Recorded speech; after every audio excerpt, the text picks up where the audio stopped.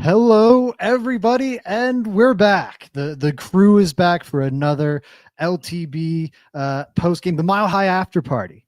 Let's go. Nice new fancy branding all put together. The branding even works on the vertical stream. If you're watching us over there, wherever you are watching us, please leave a like, comment. Repost if you're on Twitter. Anything helps the show, helps me, helps David, helps Mike out a whole lot. We're all very, very grateful for your support, however you want to show it. Fellas, as always, I'm going to go to you to open this thing up. And David, because you're right next to me, I'll just go right to you. What is your immediate takeaway? What is your instant reaction as we come away from the Broncos 24-17 victory over the Las Vegas Raiders? Zach, maybe I have the orange colored glasses on. I know the score is a one possession game, and I know that. Hey, we didn't cover. That's all right. But I felt like this was a dominant victory from our Denver Broncos, and we won in a way in which it was incredibly satisfying. The time of possession. That's what I care about in this game. 39 minutes and 3 seconds to 20 minutes and 57 seconds. Did we have three drives of over 8 minutes? We methodically we did. destroyed the Raiders. So that is my takeaway. Methodically destroyed them. Yep. And up until that last drive where they weren't really going for points, they had multiple opportunities to kick the field goal. They decided they wanted to run clock instead. I think analytics would support that decision, but as a result, they come away with, or prior to that drive, I'll exclude it for the sake of easy math on my part, 3.6 points per drive. Top of the league right now is 2.99. So, the score isn't super high because the pace of play was so slow and there were so few possessions in this game. But, the Broncos performed, from a scoring perspective, like a hyper elite offense. Even like anything over 3 points per drive is pretty ridiculous. Mike, where are you at as we come away from this one? All right. First of all, I'm so psyched that I got to relax and watch a football game. I've been asking for this for a few weeks. Me and Mikey were just hanging out, having a little soother, kicking back, watching the Broncos. I want to say something to David. Is it David Youngkin? Yeah. All right, David, this is for you. He says no disrespect, but that was not a dominant win. You know what? Here's my retort.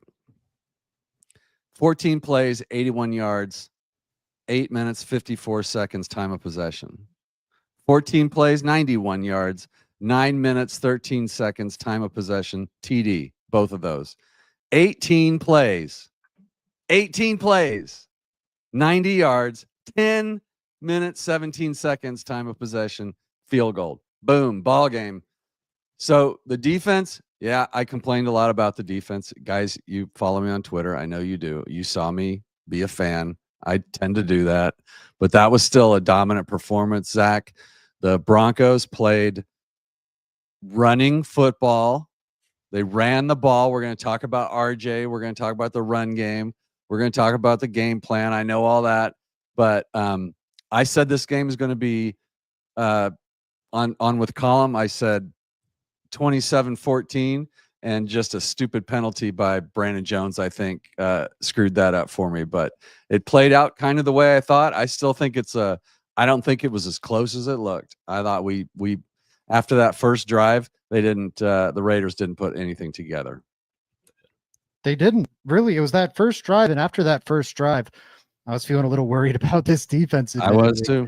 But after that, it was all Broncos really the rest of the way. I think the Raiders put a lot of lipstick on the pig to make it look better. This was a 24-7 game in spirit and how it felt. There's an analytic account out there. There's so many, I'm going to mess up the name.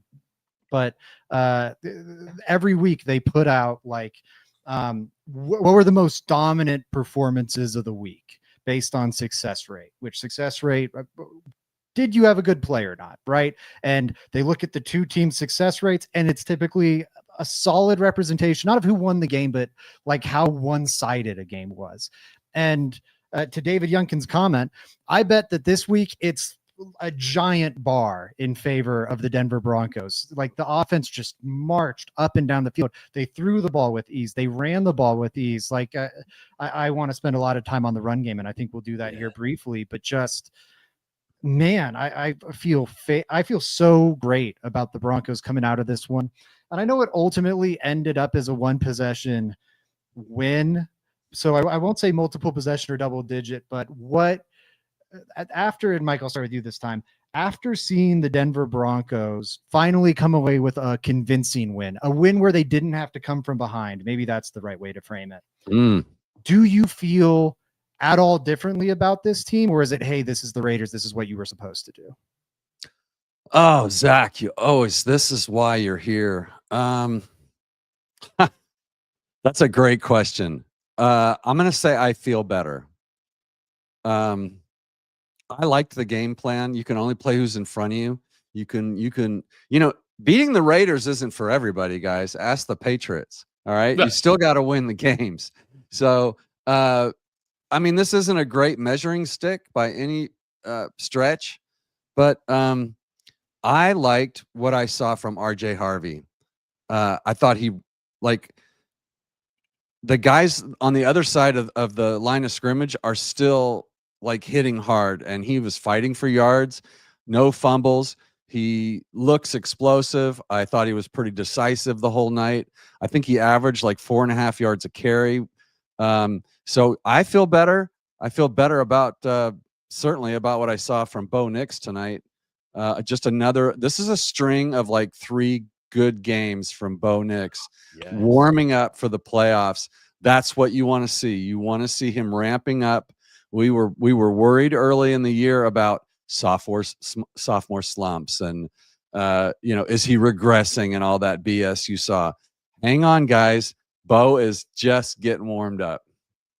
Stock up, baby. Let's go. I'm with you. But David, actually, I want to get your response on this quick. Are you feeling at all differently about the team after this performance? Or like I said, is it just, hey, this is what I expected? I feel no differently about you. I don't know. Now that it's like hit me, dude, 10 straight wins. Dude, I feel like this team's invincible, to be honest. And Mike, you pointed it out. I just had the game logs opened because, these 3 games that Bo Nix has played against Kansas City, Washington, and now Las Vegas. Again, it's not going to show it on maybe like the stat sheet in terms of like the touchdowns and stuff like that. But I think that he's played really, really, really good football from quarter 1 to 4. I mean, just about as good as you could ask for. Again, that 1 interception to Bobby Wagner last week. But, man, this might have been his best like complete game of the season.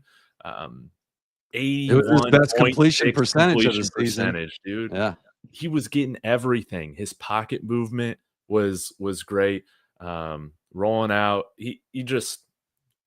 and you even had some players make some tough catches when it wasn't thrown perfectly. Shout out to Cortland Sutton. I think that was on a 3rd down. By his knees. Yeah. So it does give me confidence that, hey, we can come out and handle business. That's what we did. I don't care about what the score was, past that like 2-minute mark, man. We dominated. We were just being good sports. The offense carried the load again, I feel like, in this game. So, Mike? Man, this is, I guess the last point on this, Zach, for me would be this team has played up and down to its competition, and it was finally good to see. Yes, we were supposed to win this game. We should win this game by all rights. On the road, regardless, in the division.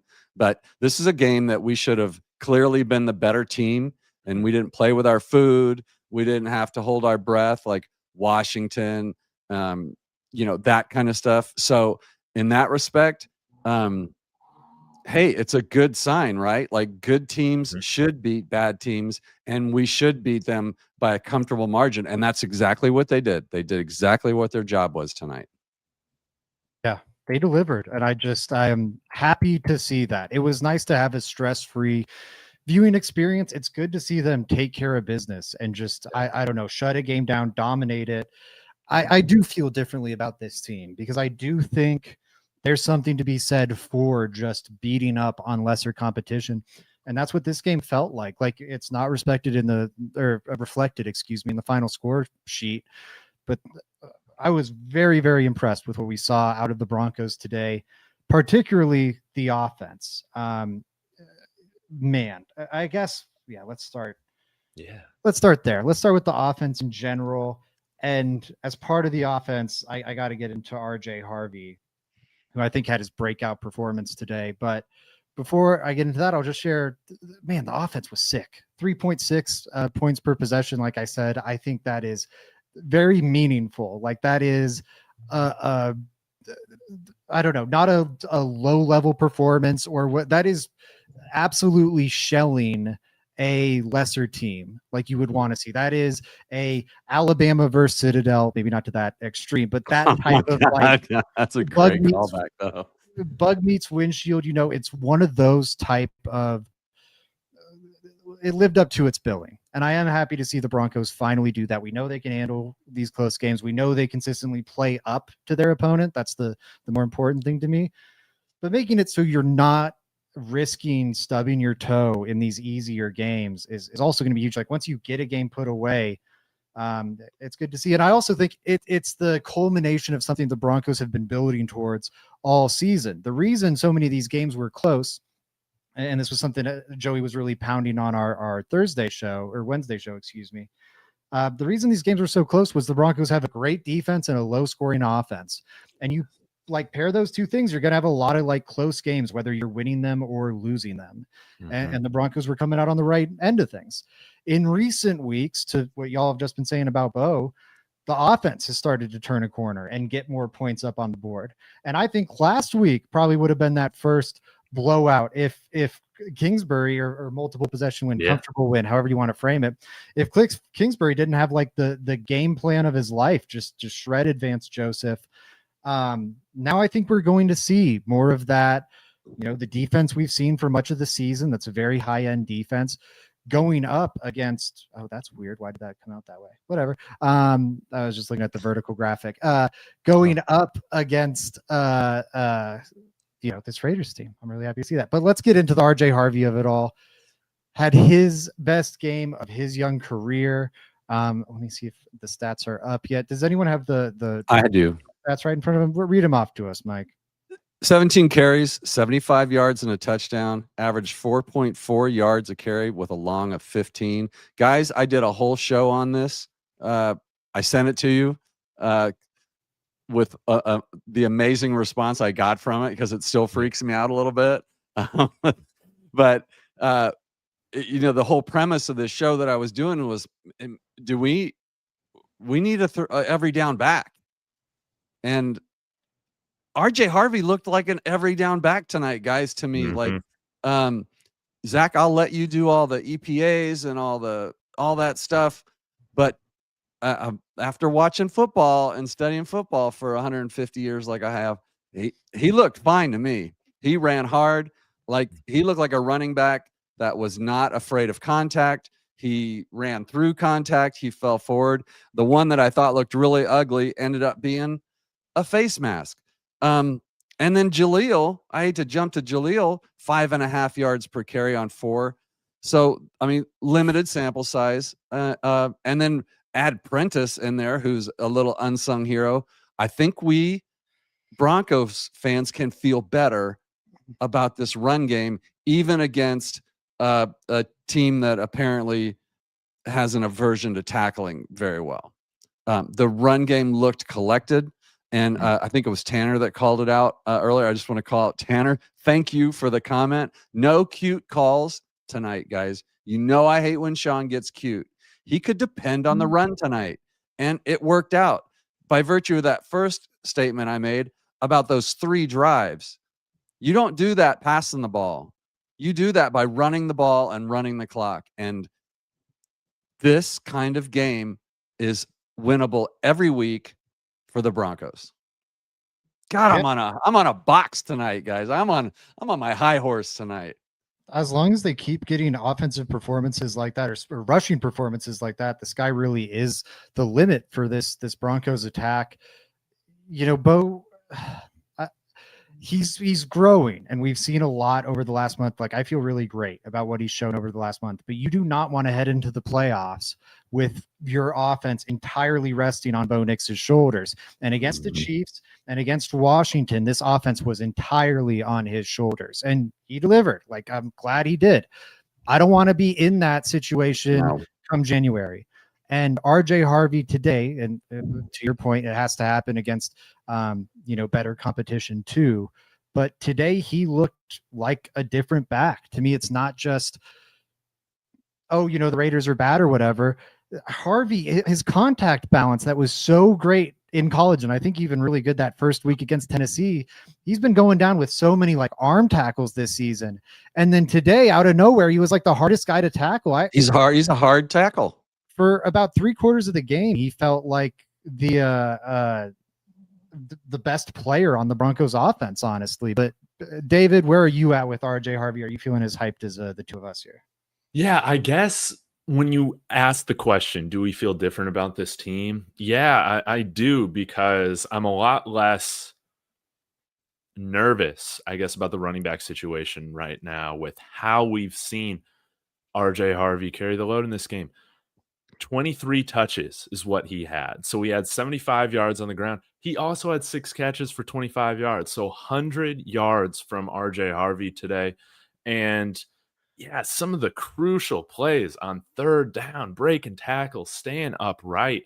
It felt like, for the most part, I mean, for a smaller guy, just always falling forward for a lot of these runs. And it wasn't just the outside stuff.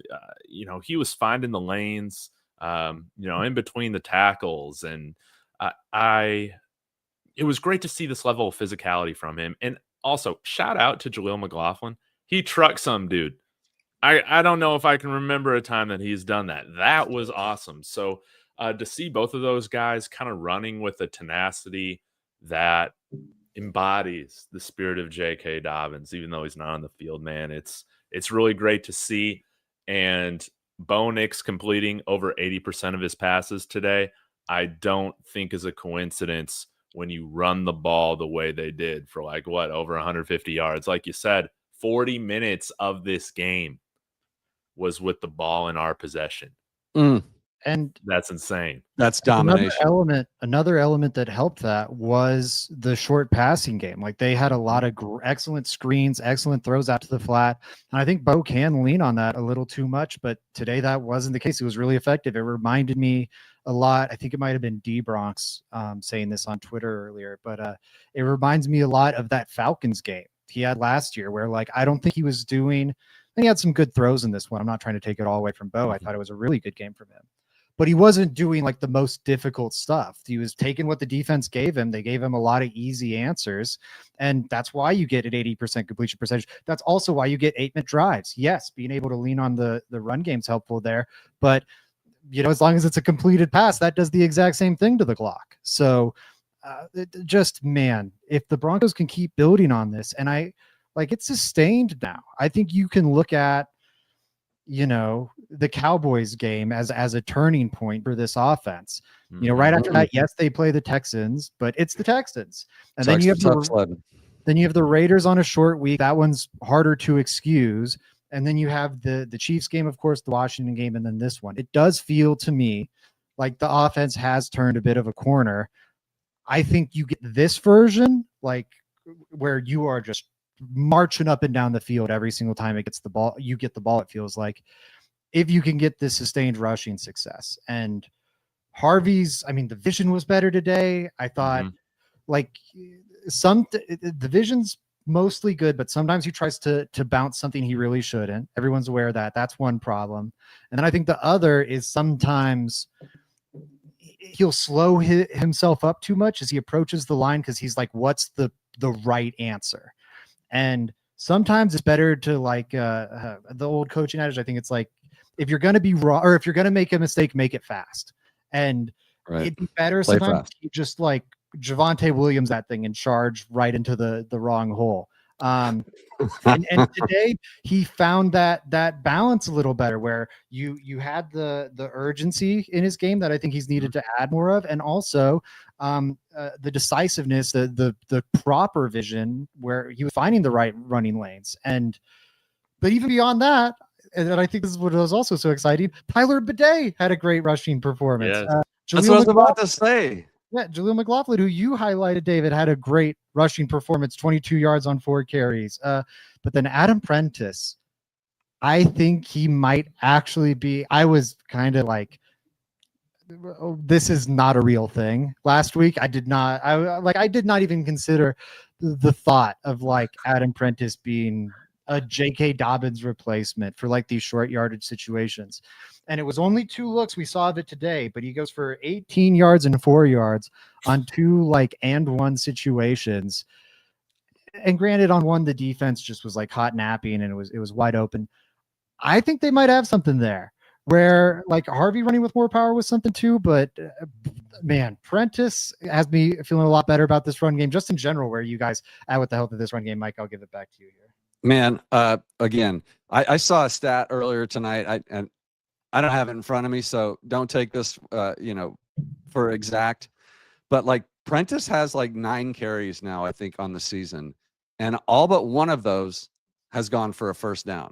Like he's just some crazy stat like that. Like, and I didn't vet it, so I don't know for sure if that's a real thing. We can get into that. Somebody in the chat, we got a shout out to the chat, guys. You guys are on fire tonight. Thank you, everybody in the chat. But yeah, run game feels better. We got to talk about Bo. We got to talk about the defense a little bit too, Zach. Really quick, yes. And before we get to that, I'll direct us to the Bo point here. But that stat you heard, it is correct. He has 7 carries this year. 6 of them go for first down. And I think we'll all remember the one that didn't. I believe it was the Jets game. You had that 3rd and 10 backed up, and they just ran like a draw. It was that's right. Play. We were so pissed off about it. They weren't even trying to convert the first down on that play. So like when they're actually trying to move the sticks, he's 6 for 6. That's pretty dark. Maybe they have found something here. That's I think exciting. They might have. David, you didn't have any business to take care of tonight? Oh yeah. Yeah. We'll cover that at the end, man. It's all right. good. I just didn't want to make. I want to make sure you didn't forget. Oh yeah. Right. Yeah. Most definitely. Y'all make sure I remember at the end. I will. I will for sure. Into one of our weekly segments here. Yeah. The improvement meter. Wait, why is it not loading? There we go. Is it? It was there for a second. There we go. Let's go. Okay, my thing's just lagging. All right. What are I got in the vertical one's messed up. I'll fix that later. Whatever. We'll do it live. Thoughts great. on Bo Nix and Sean Payton, the improvement meter. David, I can tell you got some takes on this. How are you feeling about this coach quarterback tandem? Dude, I love it, man. I don't feel like we made I don't really feel like we made really any dumb decisions. Well, actually, one. So Sean Payton is even. He's even where he's been at because, dude, low scoring game. Just punt the ball there at the end of the first half. Like we kind of got away with it, Granted, I do think maybe I'm in the minority here. I did give Troy Franklin the first down there, man. Like it was a fine play call that was executed, but I guess a little bobble or whatever. Punt the ball there, dude. That's fine. But what I really loved is, Sean Payton didn't get greedy there at the end. We had a good 4th and manageable situation there at the end of the game. We ran it, and then the next time we got stopped, we had ran all the clock out to seal this game. Make sure you kick that field goal to make sure that it's a 3-possession game at that point. So the game plan, much better than what we saw against the Raiders a few weeks ago. Bo Nix, he was on it. He was a fantastic game manager today. And when Bo Nix is on it as a game manager, I feel like we pretty much win every game. So I really, really loved his performance today. He played within himself, within the offense. And like you said, he was getting a lot of easy answers to the test, and he was very okay with that. He didn't get greedy. Yeah, when you get an easy test, like if you got an easy professor, just get the A, get out of there. You don't have to do Exactly. triple backflips to like impress them or whatever. Just get out of Dodge with the easy grade. That's why you're taking the class. I like this comment from Tanner really quick. I'll just try and grab some comments saying feeding Cortland over Franklin made a difference. And the consistency, fully agree there. Loved seeing Cortland have a big day. He became the sixth most receiving yards in Broncos history after his performance day. So shout out Cortland for that. I'm loving what we're seeing from Bo in this passing game. It just feels like the game has slowed down for him some. I think you're consistently seeing him work through some of his reads, which makes me happy. The offense that Peyton ran today, I just thought it was well called. They didn't get away from the run game. They just kind of grinded this thing out, which is exactly what the game called for. I feel so good about Bo Nix in this offense right now. The lesson I've learned this year is, at least going into year 3, I'm going to be pessimistic about the September offense. I'm expecting the September offense to piss me off at this point. It's happened 3 years in a row now. Even before Bo got here, I'm sure I'm going to be annoyed next September, and they'll drop a game they shouldn't. And some people in Broncos country are going to be chicken littling, and it'll all pan out. But right now he is dealing. Like I just thought, man, I'm so happy to see a Broncos quarterback playing like this. Mike, where are you on the Sean Payton Bo Nix improvement meter? Well, I'm glad you mentioned September, Zach, because that was the last time the Broncos lost a football game. Was in September. Let's go, baby. So that's just crazy. And Bo Nix tied Dan Marino for 5th most wins by a quarterback in their first 2 seasons. Thank you, Bo Nix.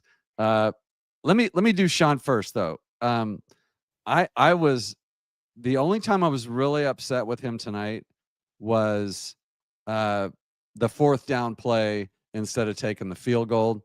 I think Zach, you said that was the right decision. I can explain that. I'm sure it was based on a lot of things, but emotionally at the time, I was like, a field goal here literally makes this a 3-score game. Game's over. That one, yeah. Yeah, and then they went for it and ended up kicking the field goal anyway.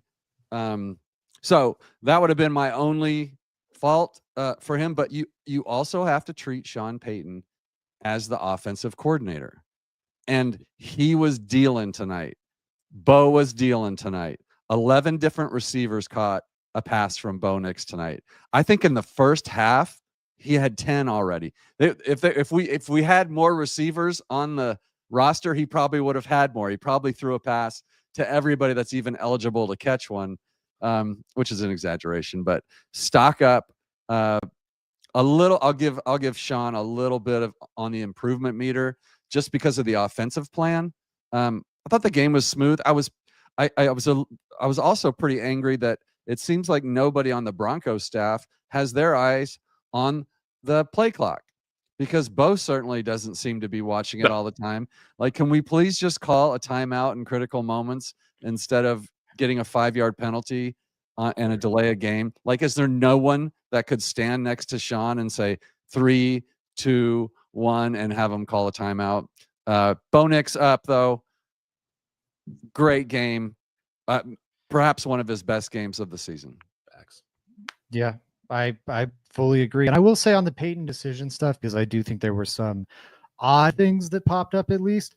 The one where they could have made it 3 possessions, I'm with you on. I think the justification there, if I remember right, it's 4th and inches. They're up 14. Field goal obviously makes it 17, and they decided to run clock. Ultimately, they do kick the field goal later on that drive. I think the reasoning there is it's 4th and inches. The odds of us picking up these inches and keeping them, or picking up these inches and then being able to drain 2+ more minutes off the clock is more valuable than the 3 points and the field position. Yeah. And then I think that calculus changed once you had, I think it was like 4th and 1 or 4th and 2. So it was a little longer to convert, and you had then drained 2 minutes off the clock. So now it became even harder. At that point, the difference between a 3-possession game and a 2-possession game was even greater because now you've got so much less time to work a third possession in there. So I think that was that one. I would have probably leaned field goal there. I don't know what the like analytic decision bots would recommend there, honestly, but I can at least wrap my head around it. End of the first half one, I know there was some questioning of that. That actually made sense to me. That one I didn't wonder about too much. Lutz comes out for the 58-yarder. They take the delay of game. Raiders decline it. They immediately punt. To me, that reads as so. Sometimes you'll trot the punter out, or sorry, you'll trot the punter out. You'll take the intentional delay of game, and then you'll go, hey, we got 5 more yards for our punter to work with. Coaches over like the last decade or so have gotten smart and have started to go, we're not going to give you those 5 yards you want. Why on earth would we do that? You want those yards. We're not going to give you those.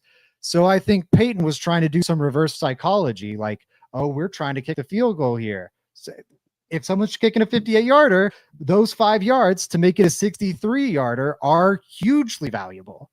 So there was no urgency from the Broncos lining up on that field goal. They trotted out late. Like, there's 3 you are aware of needing time out there.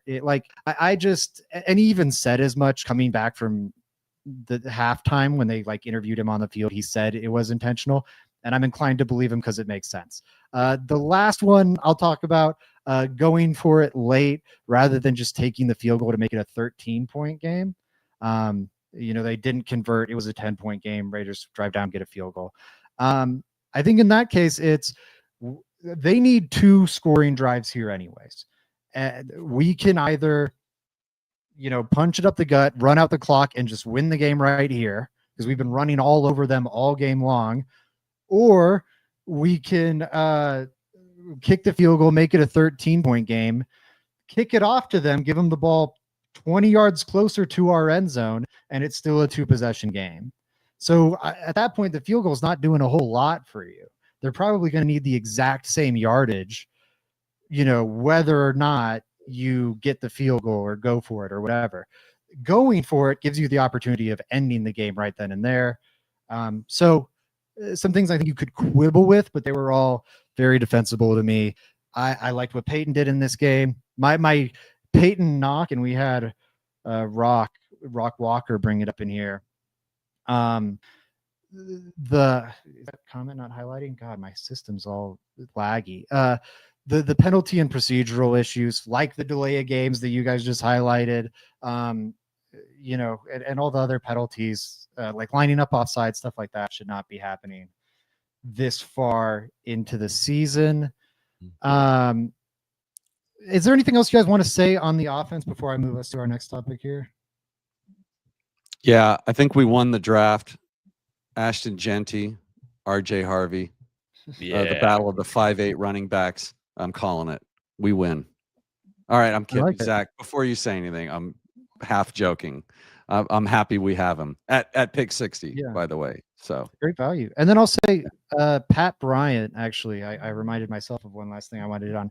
Great game by him. Great set of games by him. It seems like he's breaking out over the last month or so. I think they've really found something with him. He moves better than I thought he would at the NFL level. Shiftier, quicker. And then the hands and the physicality, the stuff you knew you were going to get with him. He's fully delivered on the promise there. I think they found something, and credit to Sean Payton. Anything you guys want to add on Pat Bryant? Did you see the move Pat Bryant put on one of his catches? Like, he made 3 pretty difficult catches. This is my 4th week in a row saying these words. Pat Bryant has the best hands on the Broncos, except for maybe Tillman. And he is starting now that he's starting to look more and more comfortable out there. He's starting to look more explosive out there. Yes. He looks like a playmaker too. Like, his targets it's always like this many targets equals this many catches. Like, he just rarely doesn't catch the ball. And Sutton, who had a great game, had his usual catches one below his knees, which is really hard to do for all of you that have played football, and then drops one that Bo just dropped a dime on him on the sidelines for a first down we needed and went right through his hands. So It's nice to have Pat Bryant on this team. I agree with you. I don't think I would say this is a breakout game, but it's a breakout quarter of the season. Like, we are seeing a really good looking wide receiver for the Broncos. And not only is it like balls thrown Pat Bryant's way, it's a catch, or he gets his hand on it, it's a catch. But you throw the ball Pat Bryant's way, I'm trying to confirm that. You're gonna get a first down. You probably get a first down. So he had 32 yards today on 4 catches. I don't know how many of those were converted into first downs. Entering today, he had 18 catches, 15 first downs. That is a bonkers rate of moving the Automatic. sticks. He's almost automatic. He needs to be our number 2 option, man, in the wide receiver core. He's just so dependable. And I think him and Troy both had 4 targets today. But again, just making the most. Troy had 3. So he was our second target wide receiver today. Troy had 3 catches on 4 targets. Sorry to. Catches, targets might be. Yeah. No, it's all good. Kids say it might be. Yeah, let's continue to integrate him more into this offense, man. I could not say better myself, David. I think he needs a bigger role. I'll throw it to you on this next one.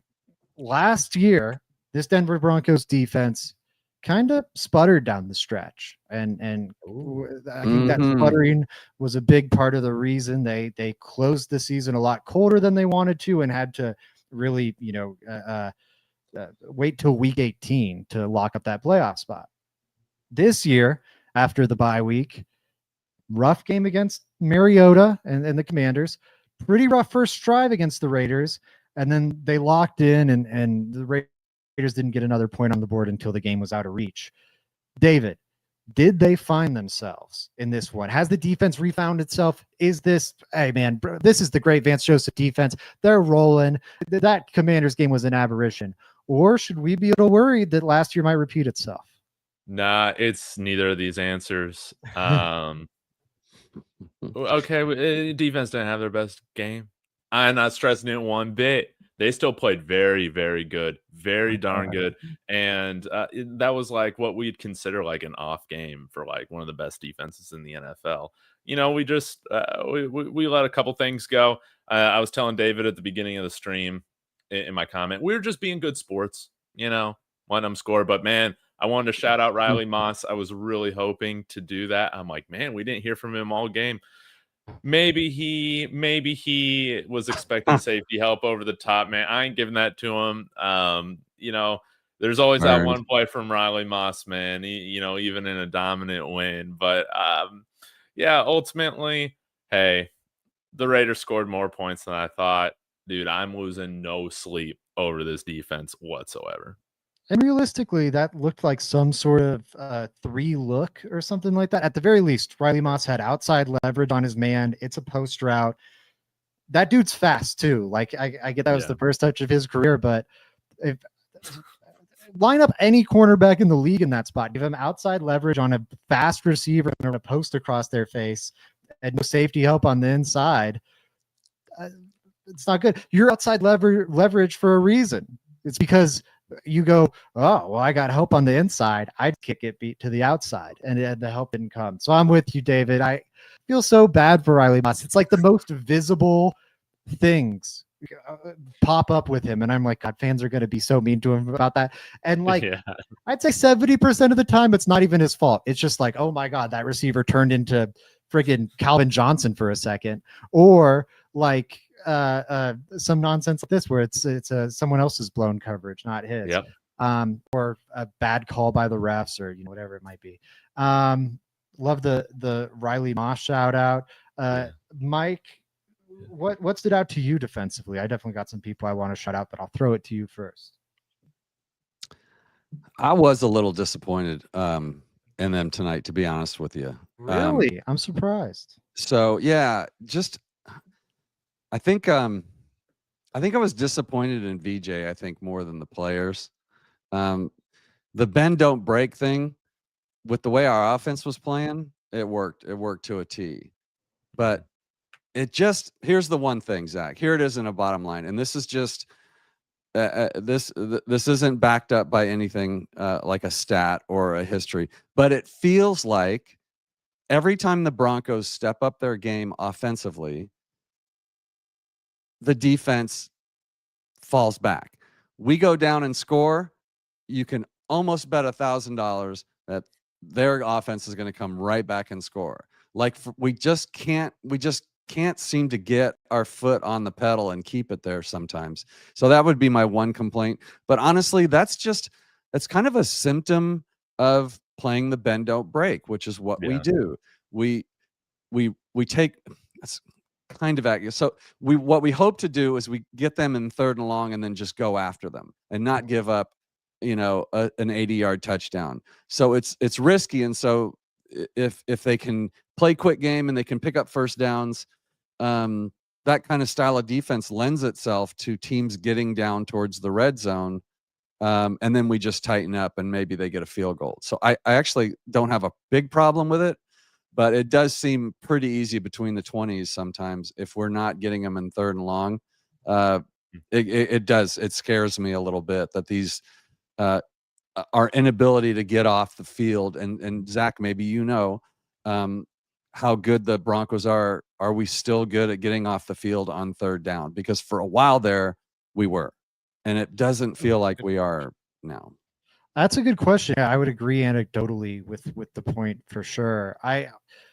And the point about the moving the ball between the 20s. It does feel like the Broncos defense is at its worst there, and then at its best in the red zone, of course. But yeah, I gotta say, I was overall pretty happy with the defense. I had a vein popping out of my head, I'm pretty sure, after that first drive, because I felt exactly what you're saying, Mike. Like, oh my God, these last 2 weeks, finally the offense is good, and now we're just gonna get destroyed by Geno Smith and Marcus Mariota. Like, Exactly.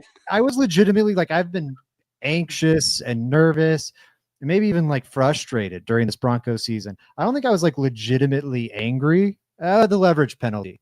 This was the first time since like the leverage penalty, and they cruised to a victory.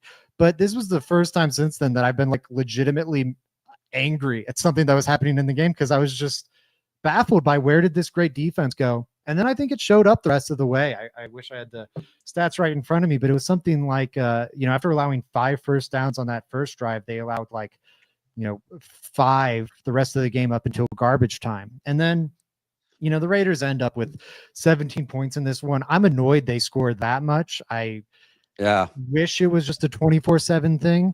But I will say the 10 points they scored in the last quarter, don't weigh that heavy on me. It felt to the me essence of garbage time. Yeah. And absolutely. So I feel I'm optimistic about what we saw today. I think we finally saw, I guess we saw it in the Cowboys game and then maybe in the Bengals game too, but it was another showing of like, okay, the offense came to play and the defense came to play today. And the special teams came to play.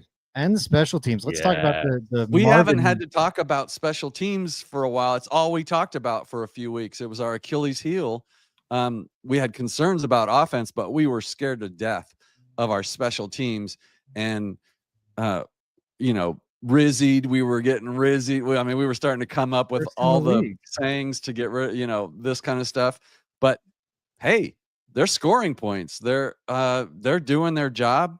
There were a few gaffes, as there always are, but overall, this was a team win, Zach. This is what you want to see heading into the playoffs. I'm seeing, I guess. And just the last point on the defense, I guess I do kind of maybe change my mind a little bit. I think I was just so frustrated after that first drive that it just lingered with me the whole game. So I kind of like that preconceived notion, like, God, we can't stop these guys. But we actually pretty much stopped them the rest of the game until, as my good friend David liked to call it, what is it? Trash time or garbage time? Yeah.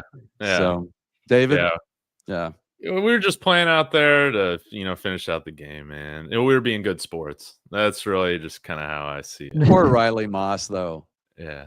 I just want one week where I don't have to talk about Riley Moss getting burned, but I think that one was safety help blew that. Yeah. And Pat Surtain had 2 or 3 pass interference calls against him tonight. So great game from him though.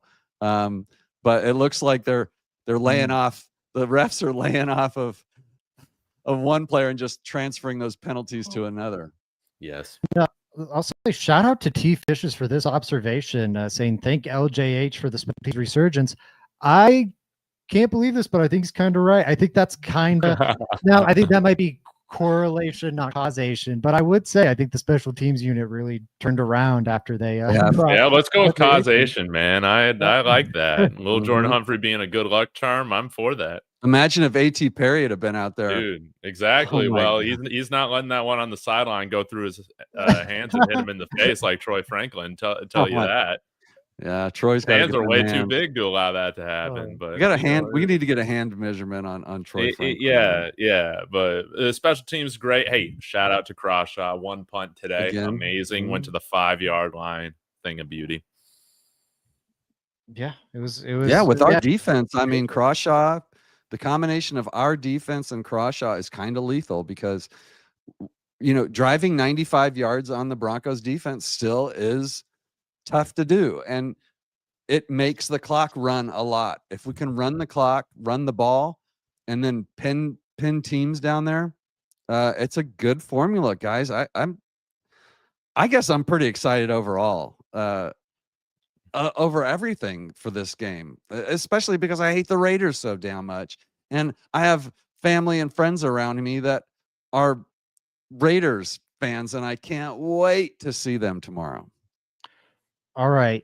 Now is when I ask you guys, did I miss anything before we get to our stars of the game? One thing I know personally that I missed and I want to throw out there, the Broncos are on a 10-game winning streak that is tied for the third long. Actually, I think it's on its own. It's either tied or on its own as the third longest streak in team history. And that's whether you look at it by regular season only, which I think is a little less impressive because if you lose in the playoffs, that doesn't count against your win streak and you can pick it up the next season. Like the Broncos have a 17-game. Like so over two seasons. Yeah. The record is 17 because it's like the end of the 2012 and the start of the 2013 season. To me, like that's great. 17 games in a row.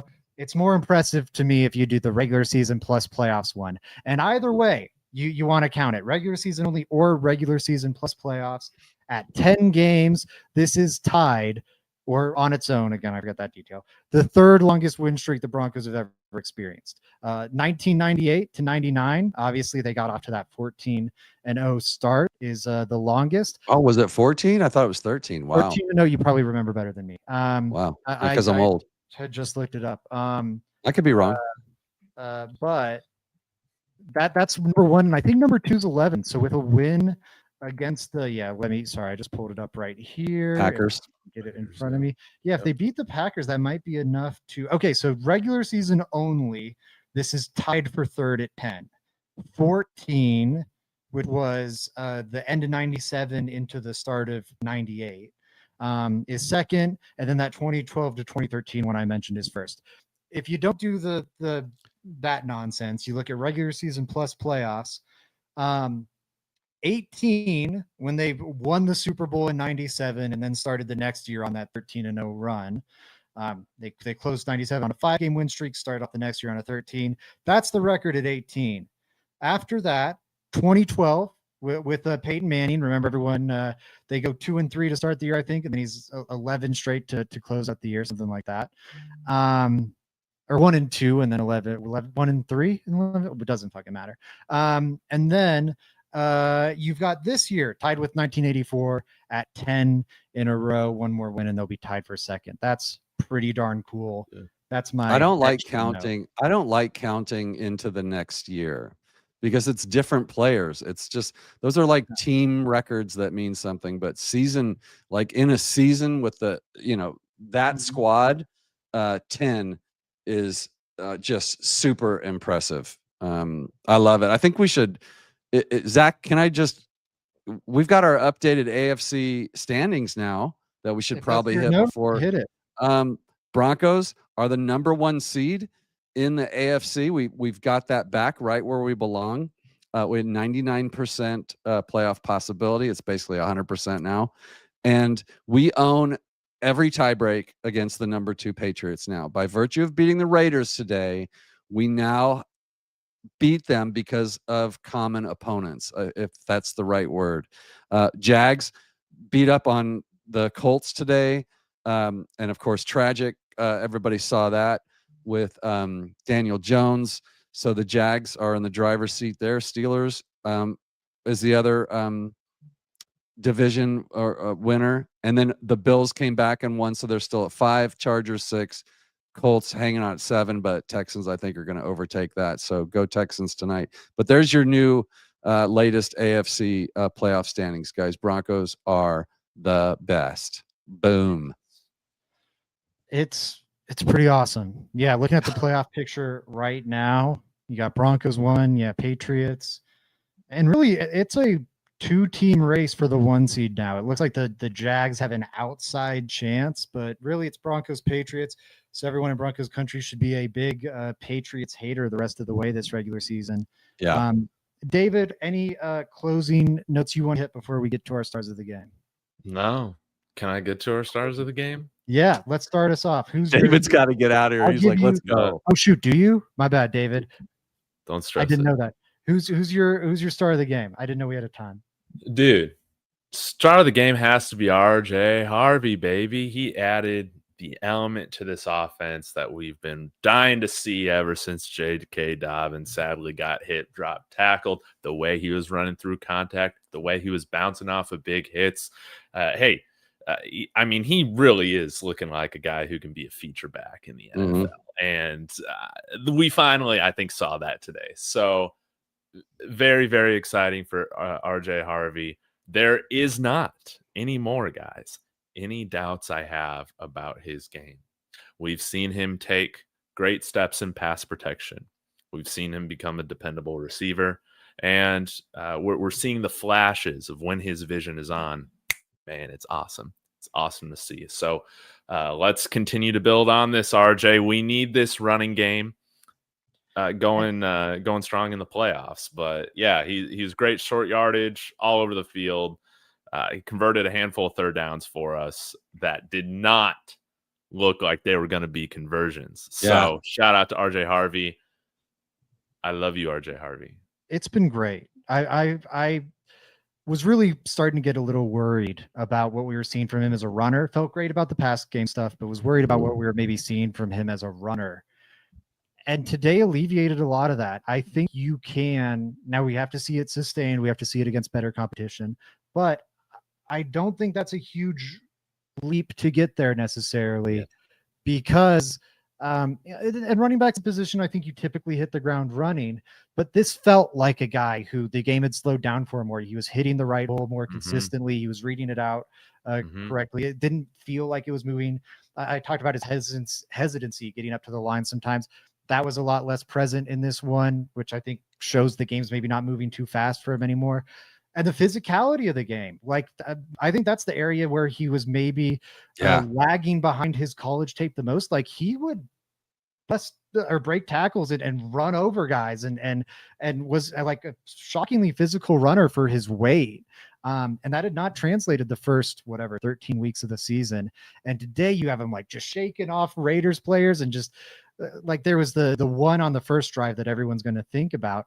But there were multiple where like he'd get a hard hit like right at the line gain.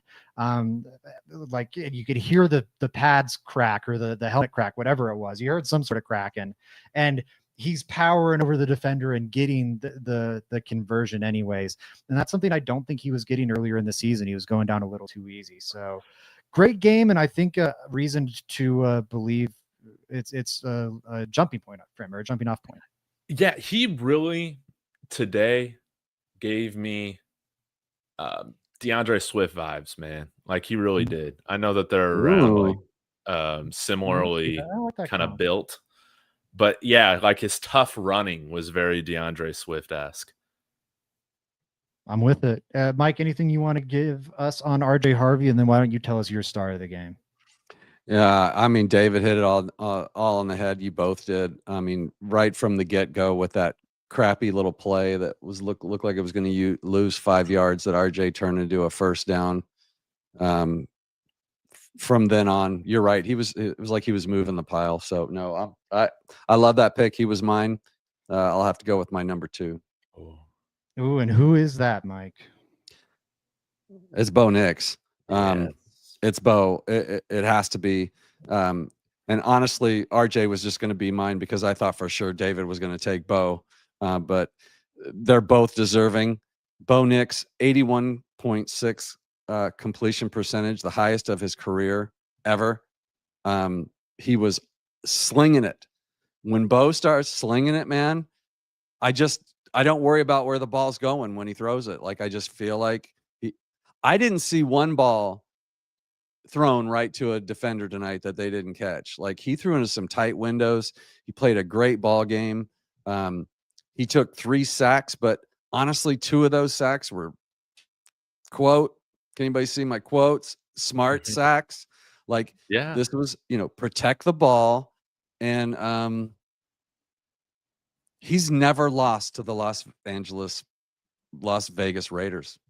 So just for that alone, he's never lost to the Raiders.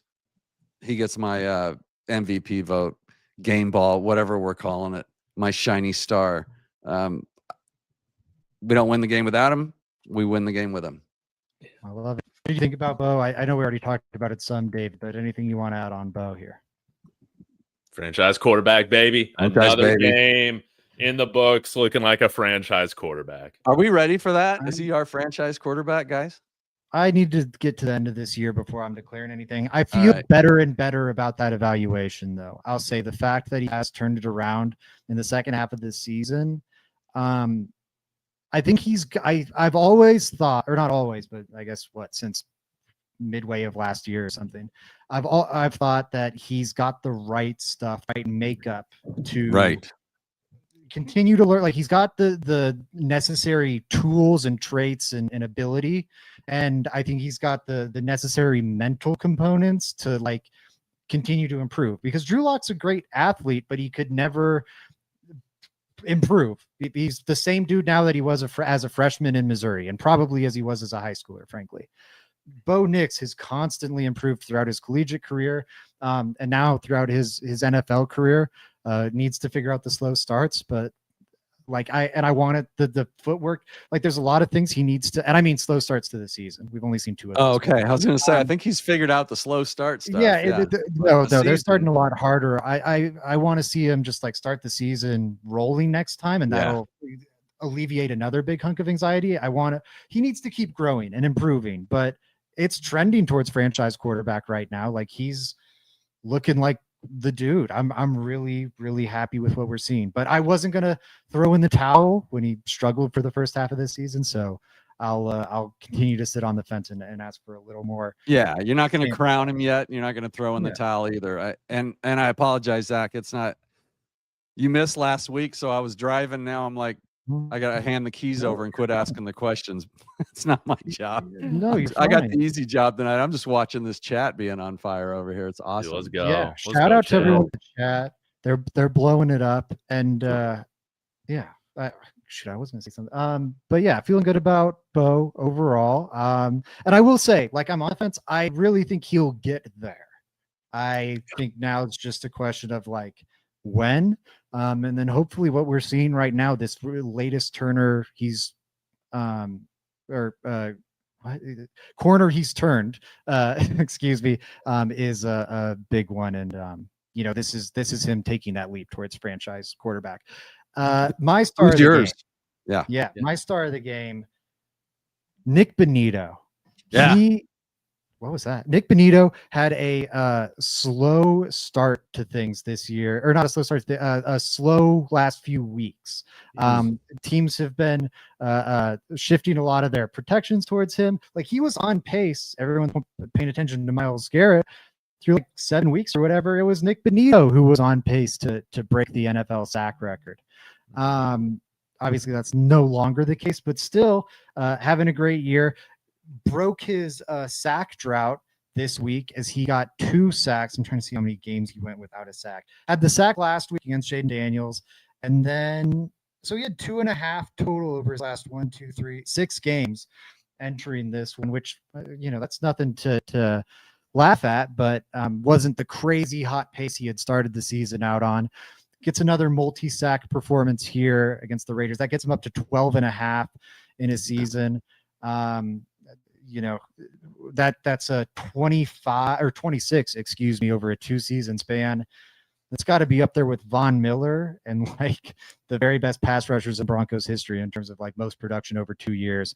I would have given it to RJ first. I would have given it to Bo second. You guys took the right top 2 picks. So I'll go Nick Bonito third. Any thoughts on Nick Bonito before we get out of here, David? No, man. He's amazing. I love him. I love all the Broncos. They're all good. Yeah, man. Shout out Zach for taking the leftovers on that one, because the 2 MVPs of the game were so obvious. So Yeah. Appreciate you taking one for us. But yeah, Nick Bonito definitely deserving. Good game. And I guess the one thing that stood out to me was how the Raiders their game plan revolved around not letting our pass rushers affect the game. Yeah. They tried to copy Mariota and that game plan with the quick pass and the run and just they really weren't taking very many shots because they didn't want to hold the ball. I mean, earlier in the game, even the TV guys were smart enough to put a stat up there where he was getting rid of the ball in like 2.5 seconds, 2.12 seconds or whatever it was. So yeah, shout out Bonito and Zach. I thought Zach Allen had another really strong game, and Roach had a strong game. No DJ Jones tonight, so shout out to the D line. I mean, it looked like they were going to run the ball over, so they only averaged 3 yards a carry tonight. So they actually tightened up when they needed to. Good stuff. David, why don't you get us out of here with your message, and then we'll tell everybody where to follow you. Dude, you guys are the best, guys. I love Broncos country. I love you all so much. You guys are what makes this fun. Hey, shout out really quick, Kalshi, baby.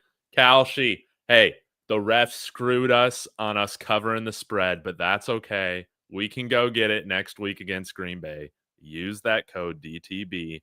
Get a $10 bonus when you deposit $10, okay? Kalshi is the #1 place to trade for sports and on random stuff like the weather and gold, if you care about that. Kalshi, love you guys. David Talks Broncos, YouTube, David Talks Sports, Instagram, YouTube, Twitter. Please follow me, but more importantly, follow my friends, guys. They're putting out great Broncos content. Thank you very much, David. Mike, and please, everybody watching on my channel, do go support David on whatever social media you prefer, whatever streaming platform you prefer. David Talks Broncos, David Talks Buffs, David Talks Sports. Mike, where can they find all your amazing work, my man? Man, first of all, Zach, thanks so much for hosting this every week and putting in the work. I had to cover your ass a couple times, and it's a lot of work and a lot of pressure. So bang up job. It's great to have the host back. But I guess a little breaking news for some of you. We do have a rebrand over at Mic'd Up. Mic'd Up is a show that I do during the off season where I'll bring David in, or I'll bring Ryan Edwards, or I'll bring Zach against DMAC or whatever. You guys have both been on it. Mm-hmm. And we have like these little battles, and we have trivia, and we do all that. Those shows take like 2-3 days to put together. Can't do it during the season. And so it turned out that Mic'd Up is just like a certain type of episode. I've been thinking about rebranding for about a year now. And so, yeah, it's Mile High Monsters. You can find me on YouTube. You're already subscribed, so thank you for that. But yeah, at Mile High Monster, Denver Broncos. It'll pop right up there for you. Appreciate you to come over. Like the channel. These guys are on all the time anyway. So we'd love to have you on all of our channels. And then, of course, on Twitter. Hey, I just broke 1,500 on Twitter. And I'm right at 1,500 on YouTube. It's a competition with myself. So I love it. And just shout out to both of my guys, Zach and Dave, for another undefeated episode of the Mile High After Party, baby. Let's go. They don't lose with us. They don't. They haven't. The first episode of the three of us lines up with the win streak. So shout out to us. We'll take all the credit. Absolutely. We'll be back here with Altitude Adjustment Tuesday night. Let's Talk Broncos will return on Wednesday night. I believe we'll have a full crew. So me, Joey, and Bree. Everyone, support Mike, Mile High Monsters, support David. Again, really appreciate that. And please support us at letstalkbroncos.com. Or our YouTube channel everywhere. Man, my schedule's been a mess over the last month or two. Should have an article coming back out in this week for people that have been getting on me about that. Working on a pretty in-depth free agency preview, Broncos free agency preview. Oh, nice. Good. About the 22 free agents the Broncos have. Not who they should sign. That will come once we know who the actual free agents are. But we know the 22 free agents the Broncos have on roster. I'm going nittier, grittier than anyone else out there on the free agent outlook. So stay tuned for that. Until next time, everybody, though, let's go Broncos. It's time for a playoff push. Let's go Broncos. First place, baby.